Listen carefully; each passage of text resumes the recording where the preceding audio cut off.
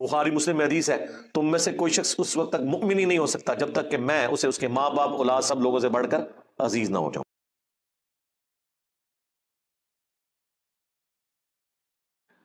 لیلۃ القدر، the night of destiny, تقدیر کی رات جس میں تقدیر لکھی جاتی ہو، ایک معنی یہ بھی بنتا ہے۔ دوسرا معنی عزت اور تکریم والی رات۔ صحیح بخاری اور مسلم کی متفقون علیہ حدیث ہے کہ اللہ کے محبوب صلی اللہ علیہ وآلہ وسلم نے فرمایا، جس شخص نے ایمان اور احتساب کے ساتھ یعنی ثواب کی نیت کے ساتھ اصلاح نفس کے لیے لیلۃ القدر کا قیام کیا تو اللہ تعالیٰ اس کے پچھلے سارے گناہوں کو معاف فرما دے گا۔ اور صحیح بخاری اور مسلم میں دونوں میں یہ حدیث موجود ہے کہ اللہ کے محبوب صلی اللہ علیہ وآلہ وسلم نے فرمایا کہ لیلۃ القدر کو رمضان مبارک کے مہینے کی آخری عشرے کی طاق راتوں میں یعنی 21ویں، 23ویں، 25ویں، 27ویں اور 29ویں راتوں میں تلاش کرو، جس کا ذکر سورہ الدخان کے اندر موجود ہے۔ حامیم والکتاب المبین انا انزلناہ فی لیلۃ مبارکہ، بے شک ہم نے اس قرآن کو ایک بابرکت رات میں نازل کیا۔ انا کننا منذرین، بے شک ہم ڈر سنانے والے ہیں۔ فیہا یفرق کل امر حکیم، یہ وہ رات ہے جس میں اللہ تعالیٰ کی طرف سے ہر اہم کام فرشتوں کے سپرد کیا جاتا ہے۔ امرا من عندنا انا کننا مرسلین، یہ سارے کام ہماری طرف سے فرشتوں کے سپرد کیے جاتے ہیں اور ہم ہی ان فرشتوں کو بھیجنے والے ہوتے ہیں۔ اس کے علاوہ بھی جتنی احادیث ہیں قرآن حکیم میں آیات آئی ہیں لیلۃ القدر کے حوالے سے، جیسے شہر رمضان الذی انزل فیہ القرآن، وہاں پہ بھی ذکر ہے کہ رمضان کے مہینے میں قرآن نازل ہوا ہے، تو یہ یعنی قرآن کے نزول کی رات شب قدر۔ پھر صحیح مسلم میں حدیث ہے کہ نبی صلی اللہ علیہ وآلہ وسلم ہر پیر کا روزہ رکھا کرتے تھے۔ پوچھا گیا کیوں رکھتے ہیں؟ فرمایا اس دن میں پیدا ہوا اور اسی دن مجھ پہ پہلی دفعہ وحی نازل ہوئی۔ یعنی قرآن حکیم پیر کے دن نازل ہوا، رمضان کے مہینے میں نازل ہوا، جس رات میں نازل ہوا وہ لیلۃ القدر کی رات ہے۔ تو لیلۃ القدر اللہ تعالیٰ کی طرف سے ایک ایسی رات ہے جس میں اللہ تعالیٰ اہم کام جو ہے وہ پورے سال کے کام فرشتوں کے سپرد کرتا ہے۔ کس کے لیے کتنا رزق لکھا جانا ہے، کس کی موت اس دفعہ ہونی ہے، کون سی نئی روحیں جو ہیں وہ جسموں کے ساتھ اس دنیا میں آنے والی ہیں، یہ ساری ڈیٹیلز جو ہیں وہ فرشتوں کے حوالے کی جاتی ہیں اس ایک رات میں۔ یہ پورے سال کا ایک پلان ہے اللہ تعالیٰ کی طرف سے۔ 1000 سال کا پلان بھی ہے جو سورہ السجدہ میں آتا ہے، وہ 1000 سال کا پلان بھی ہوتا ہے اللہ تعالیٰ کا۔ پھر اللہ تعالیٰ کی طرف سے ویکلی پلان بھی ایک ہوتا ہے جو بخاری مسلم میں حدیث ہے، صحیح مسلم کے اندر حدیث ہے کہ نبی صلی اللہ علیہ وآلہ وسلم نے فرمایا کہ ہر پیر اور جمعرات کو اللہ کے حضور نامہ اعمال پیش ہوتے ہیں۔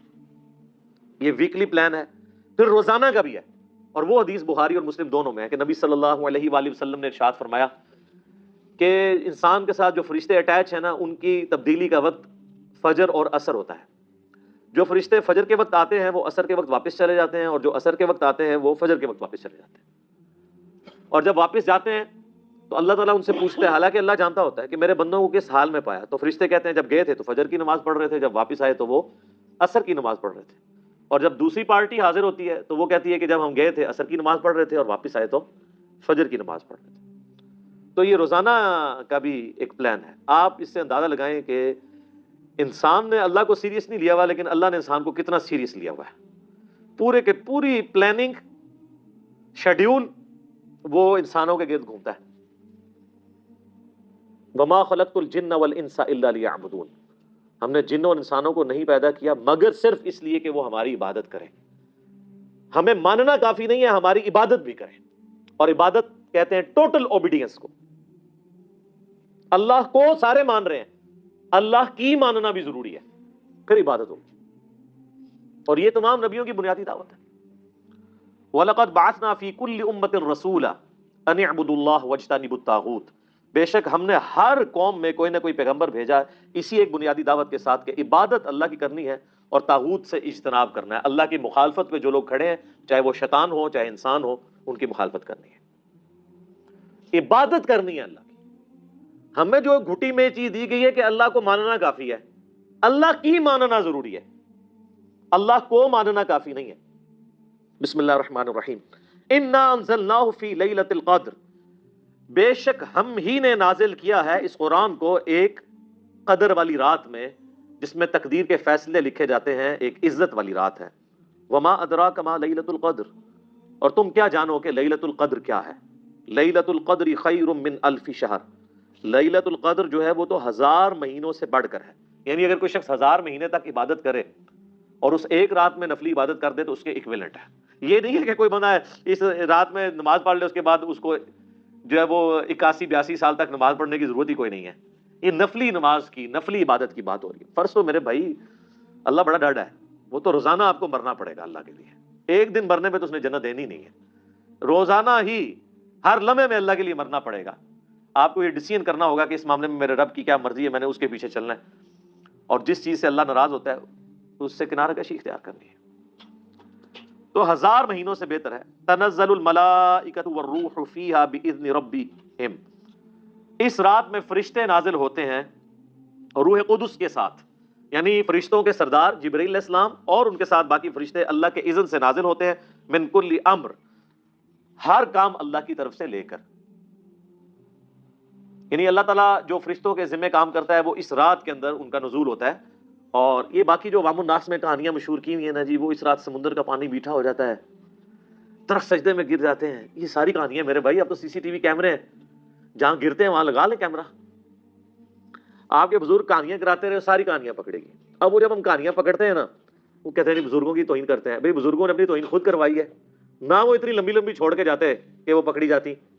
اب فرشتوں ان کا درختوں کا سجدے میں گرنا تو ایک فزیکل فینومینا ہے نا، چلیں فرشتوں کا آنا ایک روحانی فینومینا ہے، وہ تو آپ کیمرے میں کیچ نہیں کر سکتے، لیکن یہ کہنا کہ جی وہ اس رات سجدے میں درخت گر جاتے ہیں تو یہ فزیکل فینومینا ہے نا۔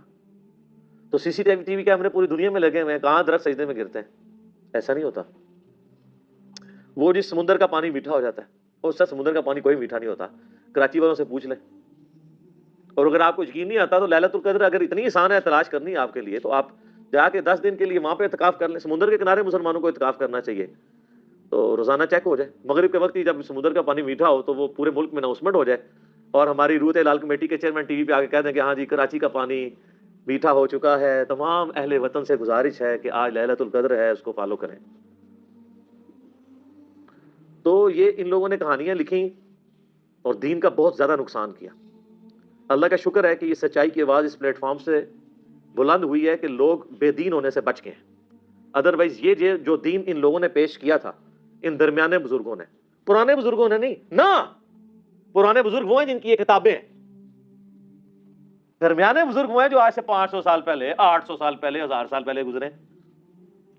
اسلام کو تو نبی علیہ السلام کے ذریعے طاقت ملے ہوئے 1400 سال ہو چکے ہیں، ویسے تو اسلام حضرت آدم کے زمانے سے، یہ سارے درمیانے بزرگ ہیں۔ میرا یوٹیوب پہ کلپ بھی ہے، درمیانے بزرگوں اور پرانے بزرگوں میں فرق۔ یہ جتنے بزرگوں کو کوٹ کرتے ہیں ان میں سے ایک بھی پرانا نہیں ہے، ہاں ہمارے اعتبار سے پرانا ہے، وہ تو آج سے 500 سال بعد جو ہے وہ غلام احمد قادیانی بھی پرانا ہو جائے گا، لیکن ہم نے جو لوگوں کو بتایا اس کے حساب سے وہ درمیانہ ہی رہے گا۔ پرانے بزرگ پہلے 300 سال کے ہیں، صحابہ تابعین تبع تابعین، بعد میں تو کہانی باز ہیں، ان کی کہانیاں جو ہے وہ پرانے بزرگوں سے ملتی نہیں ہیں، تو ان کو آپ پرانے بزرگ کہنا چھوڑ دیں، درمیانے بزرگ وشکار لے۔ تو ان کی کہانیاں پکڑی گئی اور پتہ نہیں کیا کچھ مشہور کیا ہوا ان لوگوں نے، اور اس کی وجہ سے پھر مصیبت۔ اچھا پھر لوگ تلاش، وہ کہتے ہیں شب قدر تلاش کرنی ہے، تلاش کر کے کیا نکالنا ہے اس میں سے؟ آپ نے تلاش کرنے سے مراد جو احادیث میں ہے وہ یہ ہے کہ آپ نے اس رات میں عبادت کرنی ہے۔ وہ تو نبی صلی اللہ علیہ وآلہ وسلم ان کے صحابہ نے بھی رات کو عبادت کی ہے، اور وہ آپ نے 5 کی 5 تاک راتیں زندہ رکھنی ہے عبادت کے ذریعے۔ یہ نہیں ہونا کہ آپ کو کوئی اشارہ آ جانا ہے کہ کوئی چیز نظر آ جانی، صحابہ کو تو کوئی نظر نہیں آئی ہے، بتائیں کس حدیث میں لکھا ہوا ہے کہ کوئی صحابی کہ جی مجھے یہ بڑا ایکسپیرینس ہوا ہے، مجھے پتا چل گیا کہ یہ رات ہے؟ وہ سارے بیچارے تلاش ہی کرتے تھے۔ بیسیکلی اللہ تعالیٰ نے یہ ایک مسلمانوں کے لیے اس کے اندر ایک اپرچونٹی رکھی ہے کہ چلیں جو پوری رمضان میں باقی راتوں میں قیام اللیل نہیں کر سکا کم از کم آخری راتوں میں کر لے، اور اسی کے لیے اعتکاف بھی کیا جاتا ہے کہ اللہ تعالیٰ اس کی برکت سے اس کے لیے آسانیوں والا معاملہ کر دے گا، بس اس سے زیادہ کچھ بھی نہیں ہے۔ اور سر روزانہ شب قدر ہے آپ کے لیے، تو یہ جو شب قدر کے بارے میں آتا ہے نا کہ فرشتے نازل ہوتے ہیں، آپ نے پڑھا بخاری مسلم حدیث ہے کہ روزانہ اللہ تعالیٰ آسمان دنیا پہ نزول فرماتا ہے رات کے تہائی پیر جب رہ جاتا ہے آخر، اور کہتا ہے کوئی مجھ سے مانگنے والا کہ میں اسے عطا کروں، ہے کوئی بخشش مانگنے والا کہ میں اسے بخش دوں، حتیٰ کہ فجر کا وقت داخل ہو جاتا ہے۔ یہ روزانہ ہر رات کو ہوتا ہے۔ صحیح مسلم کے اندر حدیث ہے، سیدنا عثمان ابن عفان رضی اللہ تعالیٰ عنہ علیہ السلام کہتے ہیں کہ نبی علیہ السلام نے فرمایا کہ جو شخص عشاء کی نماز جماعت سے پڑھ لے گویا اس نے آدھی رات کا قیام کیا، اور جس نے پھر فجر کی نماز بھی جماعت سے پڑھ لی تو گویا اس نے پوری رات کا قیام کیا۔ شب قدر کے لیے پوری رات جاگنا بھی کوئی شرط نہیں ہے۔ اگر آپ رمضان کی تاک راتوں میں یا آخری ساری راتوں میں 10 کی 10 راتوں میں عشاء اور فجر کی نماز اس طرح پڑھ لیں کہ آپ کی کوئی رکعت فوت نہ ہو تو آپ نے لیلۃ القدر پا لی۔ اشارے اشورے کوئی نہیں ہونے، نظر کچھ نہیں آنا، ٹھیک ہے؟ یہ نظر آنا، یہ اشارے ہونا بند ہو چکے ہیں ہماری ویڈیوز کی وجہ سے۔ وہ پہلے بھی کچھ نہیں تھا نظر آتا، کہانیاں تھیں، لیکن وہ کہانیاں چیلنج کوئی نہیں کر سکتا۔ اب کوئی کہانی اس لیے نہیں کرتا کہ اب تو میڈیا آ جائے گا سامنے، وہ فوراً پکڑی جائے گی۔ آپ کو پتہ ہے پنجاب ہی کے ایک علاقے میں، نام لیے بغیر میں کہتا ہوں، وہ ایک سینٹ بنانے والی یہ سینٹ بنانے پرفیوم بنانے والی کمپنی تھی، تو ان کا پرفیوم ایکسپائر ہو گیا۔ انہوں نے زمین میں بہت بڑا ایک گڑھا کھود کے اس میں وہ سارا ڈال دیا۔ ظاہر ہے کہ وہ ایک یعنی لائف کے لیے ایک خطرناک چیز ہوتی ہے نا۔ اب وہ کچھ عرصے کے بعد وہاں سے لوگوں کو خوشبو آنا شروع ہو گئی، لوگوں نے وہ یعنی مٹی کھودنا شروع کر دی، اور وہ مٹی کی بوریوں کی بوریاں لوگ وہاں پہ مزدور بیچ میں اتر کے 100 روپے کے وہ لفافے شاپنگ بیگ بیچ رہے، اور اس طرح مٹی بیچنی شروع کر دی۔ وہ تو ابھی میڈیا کا دور ہے تو پتہ چل گیا، اگر یہی واقعہ آج سے 100 سال پہلے ہوتا نا تو یہ کرامت ہوتی۔ یہ اس طرح چیزیں نہیں ہوتی میرے بھائی، دنیا میں قدر ایفرٹ ہے، دنیا میں آپ کو ایفرٹ پوٹ کرنی پڑے گی۔ تو ان کہانیوں سے بچیں، ان کہانیوں کو کرامتوں کا نام دے کے، ان معجزات کا نام دے کے یہ ساری کی ساری چیزیں کرنا، اور بڑے بڑے ذمہ دار لوگوں کی طرف سے یہ کہانیاں چل رہی ہوتی ہیں۔ دکھ اس وقت ہوتا ہے کہ جب علماء، پڑھے لکھے لوگ جو دین کا نالج بھی رکھتے ہیں وہ کہانیاں کرائیں عوام کو، تو پھر دل دکھتا ہے کہ یار یہ لوگ کیا کر رہے ہیں۔ اور جب ہم ان کی علمی گرفت کرتے ہیں تو لوگ ہمیں کہتے ہیں یار یہ علماء کے ساتھ بدتمیزی کرتا ہے۔ یار علماء اپنی عزت خود کروائیں نا۔ اگر ایک عالم دین کے ساتھ کھلواڑ کر رہا ہے اور دوسرا شخص اس کو ہائی لائٹ کرتا ہے، تو جو ہائی لائٹ کرنے والا بندہ ہے اس کے اوپر ناراض نہیں ہونا چاہیے۔ مثلا کوئی شخص جس کا باپ گالیاں دیتا ہو اور کوئی شخص دوسرا اس کو آ کے بتائے کہ سر آپ کے جو والد محترم ہیں نا یہ گالیاں دیتے ہیں، ان کو ذرا سمجھائیں۔ بعض اوقات محلے کی عورتیں بھی گزر رہی ہوتی ہیں، اگرچہ وہ آپ کو ہی گالیاں نکال رہے ہوتے ہیں لیکن باقیوں کا بھی ذرا خیال رکھ لیں، اور وہ آگے سے کہہ دی تم میرے ابا جی کی توہین کر رہے ہو، ابا جی نے توہین خود کروائی ہے، کیوں گالیاں نکالتے ہیں؟ اب پاکستان میں ایک بہت بڑی شخصیت ہے، یعنی میں دلی طور پہ ان کی بڑی قدر کرتا ہوں، اور جب ان پہ قاتلانہ حملہ ہوا تھا تو سب سے پہلے میری ویڈیو سامنے آئی تھی۔ اپنے ان کے فرقے کے لوگوں کی تو آنی تھی نا، دوسروں نے تو توفیق نہیں ہونی تھی۔ مفتی تقی عثمانی صاحب اسلامی بینکنگ کے حوالے سے جو ان کی ایفرٹس ہیں وہ ایکسٹراڈنری ہیں، لیکن وہ اگلے دن ایک جگہ بیٹھ کے وہ حدیث شریف کا درس دے رہے ہیں۔ اب درس دیتے دیتے یعنی حدیث شریف کے درس میں کہانی تو نہیں آنی چاہیے۔ جیسے ہی وہ ہم جب چھوٹے چھوٹے تھے نا تو وہ ہم سلیبس کی کتابوں میں کہانیاں رکھ کے پڑھا کرتے تھے، اس میں موبائل تو نہیں ہوتے تھے نا، تو ماں باپ کہانیاں پڑھنے سے روکتے تھے، تو وہ پھر سائنس کی کتاب میں یا فزکس کی کتاب کے اندر کہانی رکھ کے لوگ پڑھا کرتے تھے۔ اسکول میں ٹیچر بھی پکڑ لیتے ہوتے تھے۔ یہی کام ہمارے علماء کر رہے ہیں، سامنے رکھی تو بخاری شریف ہوتی ہے، بیچ میں اپنی کہانی رکھی ہوتی ہے، لوگ یہی سمجھ رہے ہوتے ہیں بخاری شریف میں لکھا ہوا ہے۔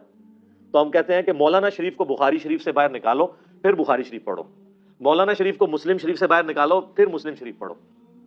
وہ آدھی تو مسلم شریف ہوتی ہے، آدھی مولانا شریف ہوتی ہے۔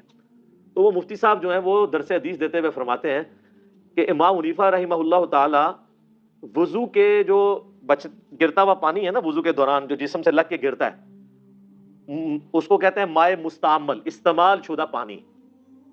اچھا یہ لفظ بھی اتنے موٹے موٹے بولتے ہیں تاکہ لوگوں پہ روب پڑ جائے۔ ماں کہتے ہیں پانی کو، مستعمل استعمال شدہ، تو مائع مستعمل کو وہ ناپاک خیال کرتے تھے امام حنیفہ، اور وہ اس کی دلیل وہ دیتے ہیں پھر، حالانکہ مائع مستعمل سے بچنا ہی امپاسبل ہے۔ میرے بھائی جب آپ وضو کریں گے اس کے بعد جو تری آپ کے ساتھ لگی رہتی ہے وہ تو کپڑوں پہ ہی لگنی ہے۔ کوئی دنیا کا بندہ، کوئی صحابی، کوئی بزرگ انکلوڈنگ نبی صلی اللہ علیہ وآلہ وسلم بھی وضو کرنے کے بعد وہ وضو کے پانی سے بچ سکتے ہیں؟ وہ کپڑوں پہ ہی لگے گا۔ یہ تو یہ ہے کہ بندہ ننگا ہو کے وضو کرے اور جب تک پورا جسم خشک نہ ہو جائے کپڑے نہ پہنے، یہ تو کوئی نہیں کرتا۔ تو پہلی چیز تو یہ کہانی سٹارٹ ہی غلط ہوتی ہے۔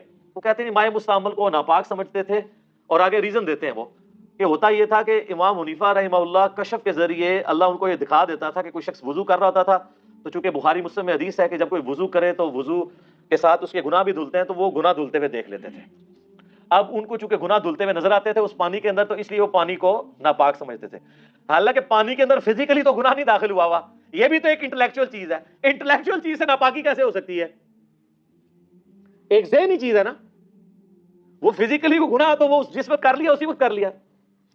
تو ہم نے اس کے اوپر کہا ہمارا معصومانہ سوال ہے کہ کیا نبی صلی اللہ علیہ وآلہ وسلم کو بھی کبھی وضو کے پانی میں گناہ دھلتے ہوئے نظر آئے ہیں؟ کوئی ضعیف روایت دکھا دیں ہمیں. حالانکہ آپ کے پاس تو غیبی خبریں بھی آتی تھی. اللہ تعالیٰ آپ کو عذاب قبر بھی دکھا دیتا تھا صرف اس لیے تاکہ امت کی اصلاح ہو. صحابہ کو بھی نہیں نظر آیا. مسلم شریف کی حدیث آپ نے فرمایا میں نے ارادہ کیا میں تمہارے لیے دعا کروں اللہ تمہیں عذاب قبر سنوا دے لیکن پھر مجھے ڈر ہوا کہ تم مردے دفنانا چھوڑ دو گے. صحابہ تو عذاب قبر بھی نہیں دیکھ سکتے. یہ کہتے ہیں بزرگوں کو کشف القبور ہوتا ہے.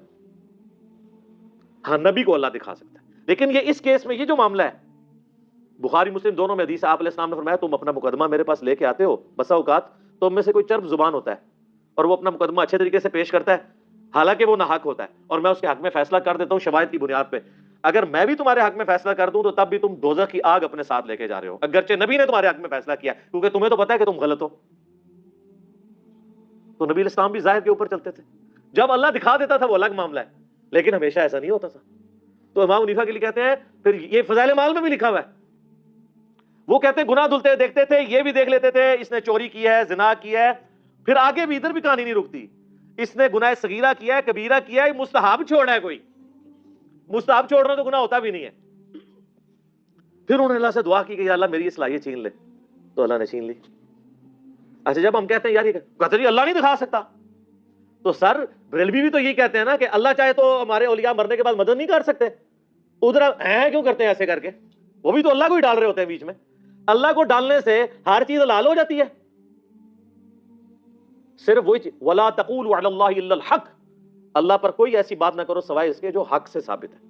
کل کو آپ کہیں گے جی اللہ چاہے تو موسیٰ کو دوزخ میں پھینک دے اور فرعون کو جنت میں لے جائے تو ہم کیا کہیں گے لعنت اللہ علی الکاذبین لا تبدیل علی کلمات اللہ. اللہ کے کلمات نہیں بدل سکتے.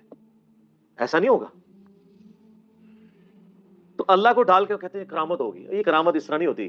بخاری مسلم کی حدیث ہے کہ نبی صلی اللہ علیہ وآلہ وسلم فرمایا اللہ تعالیٰ ایک گنہگار شخص کو قیامت والے دن اپنے قریب کرے گا اور اس کے ساتھ سرگوشی فرمائے گا اس کو ایک ایک گناہ اس کا یاد کروائے گا. قریب ہے کہ وہ سمجھے گا مارا گیا. اللہ فرمائے گا دنیا میں بھی پردہ رکھا تھا نا آج بھی پردہ رکھوں گا. اللہ تو ستار العیوب ہے. اس اللہ پہ جھوٹ باندھ رہے ہیں امام حنیفہ رحمہ اللہ کے ذریعے. آپ لوگ امام حنیفہ کو تو بیچاروں کو پتہ بھی نہیں ہوگا جیسے حضرت عیسیٰ کو پتہ بھی نہیں ہے کہ عیسائیوں نے کیا کیا ان کے ساتھ. وہ اللہ جو ستار العیوب ہے گناہوں کو پہ پردہ ڈالنے والا ہے وہ امام حنیفہ کو لوگوں کے گناہ دھلتے ہوئے دکھائے گا. یہ کرامت ہے. اس کو کرامت آپ کہیں گے؟ یہ تو توہین ہے اللہ کی اور جھوٹ باندھ رہے ہیں نبی صلی اللہ علیہ وآلہ وسلم کی تعلیمات کے اوپر کرامت کے نام کے اوپر. ایسے نہیں ہو سکتا. صحیح مسلم میں حدیث ہے جو شخص دنیا میں کسی کے گناہوں پہ پردہ رکھے گا اللہ تعالیٰ قیامت والے دن اس کے گناہوں پہ پردہ رکھے گا. جو اللہ آپ کو یہ کہہ رہا ہے کہ آپ گناہ دیکھ کے بھی کسی پہ پردہ رکھیں وہ اللہ آپ کو لوگوں کے گناہ دھلتے ہوئے دکھائے گا کہ ہاں تک کو اے کے کردہ جے او کے کردہ جے ویک دے رہو تو پوری رات پھر سوچ دے رہو. سب کہانی ہے سب جھوٹ ہے. اور اس کے اوپر مثالیں وہ کہتے ہیں جی وہ سیدہ مریم کے لیے جو ہے نا وہ دیکھیں جی ان کو بے موسمی پھل مل جاتے تھے تو یہ کرامت ہے بغیر باپ کے حضرت عیسیٰ پیدا ہو گئے. یار ان چیزوں کا ان کے ساتھ کیا لینا دینا ہے؟ وہ تو قرآن و حدیث میں آئی ہیں اور اللہ نے ایز اے رول بیان کی ہیں. یہ کہیں پہ رول بیان ہوا ہے کہ اللہ تعالیٰ اپنے گناہ بندوں کے گناہوں کو لوگوں پہ ایکسپوز کرنے کی کرامت کروایا کرے گا. اس کے الٹ باتیں ملتی ہیں. تو سب کی سب کہانی ہے اور اللہ کا شکر ہے کہانیاں پکڑی گئی ہیں. میں نے تو ان کو بہت بڑی بات کی ہے کہ آپ کا یہ عقیدہ نا کہ بزرگ کشف کے ذریعے قبروں کے حال دلوں کے حال یہ سب کو جان لیتے ہیں نا پرانی باتیں. میں اپنا میکینیکل انجینئرنگ کا فارمولہ کاغذ پہ لکھ کے دیتا ہوں. دنیا کے مرے ہوئے بزرگ زندہ بزرگ قیامت تک آنے والے بزرگ جنہوں نے میکینیکل انجینئرنگ جو ہے نا وہ گورے کی کتابیں پڑھ کے نہیں حاصل کی ہوئی ہے وہ فارمولہ دیکھ کے پڑھ کے نہیں بتا سکتے. دل کا حال تو بڑی دور کی بات ہے. یہ فارمولے پڑھنے جوگے ہوتے تو آپ کو ایٹم بم کا فارمولہ دے دیتے. وہ آئنسٹائن نہیں دیا نا E=mc². یہ بزرگ جو دلوں کا حال جانتے ہیں اور قبروں کے نیچے دیکھ لیتے ہیں انہوں نے تیل ہی دریافت کر دیا ہوتا. وہ سارا ایڈون نہیں دریافت کیا نا. تیل کیڑے رحمت اللہ علیہ نے کڑیا تو اے کڑی کس رحمت اللہ علیہ نے بنائی ہے اور یہ کیمرہ کس رحمت اللہ علیہ نے بنایا ہے. یہ دنیا بقدر ایفرٹ ہے. ٹھیک ہوگا جی. تو یہ میں نے اس لیے یہاں پہ کلیئر کرنا ضروری سمجھا. سلام ہی حتی مطلع الفجر یہ جو رات ہے یہ سلامتی کی رات ہے یہاں تک کہ فجر کا وقت داخل ہو جائے. یعنی مغرب کے وقت داخل ہونے سے لے کے فجر کا وقت داخل ہونے تک یہ پوری کی پوری رات لیلۃ القدر سلامتی کی رات ہے اللہ تعالیٰ کی طرف سے. باقی آپ مسئلہ 44 دیکھ لیں تفصیل کے ساتھ، آپ کو انشاءاللہ معاملات کلیئر ہو جائیں گے.